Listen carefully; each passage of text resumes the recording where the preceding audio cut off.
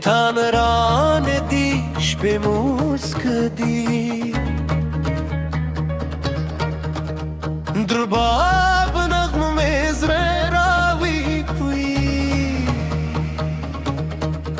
ستاد سرگورا دالک سپوکم دا ستا خندا د پسرلی خوشبویی دا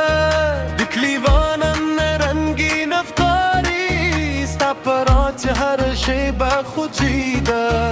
روشن رگی دیشه لاسمه اونیسه ننظرونو میلا جوره ده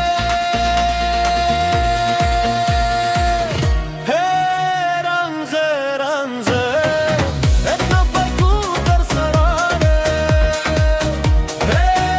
رنزه رنزه ستن گمم میهاره نانه رنزه رنزه مگدیده نن خود مینه ورزده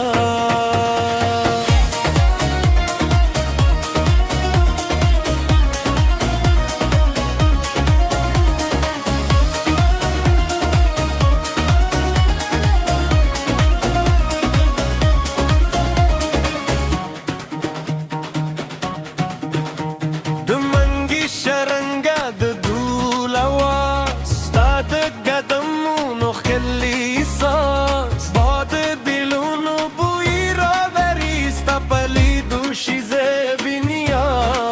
سپوکم ده خاندی ستوری دیرگی من مناسب یو زایک دی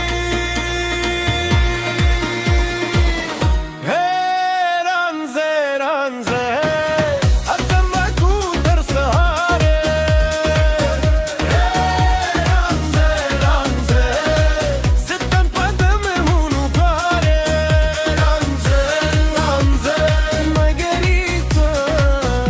خود مینی ورزده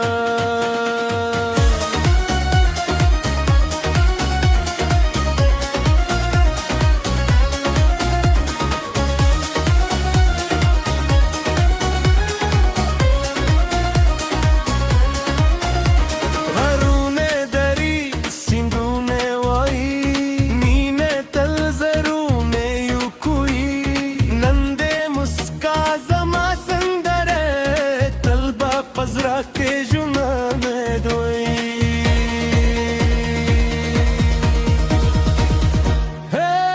رنزه رنزه اطلا بگو در سهاره رنزه رنزه ستا قدمونه بویاره رنزه رنزه اسراب کرا نندی سندر وایو رنزه رنزه مدریده زدل از رسریو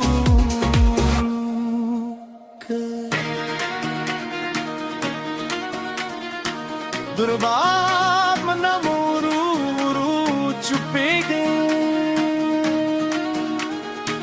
خود می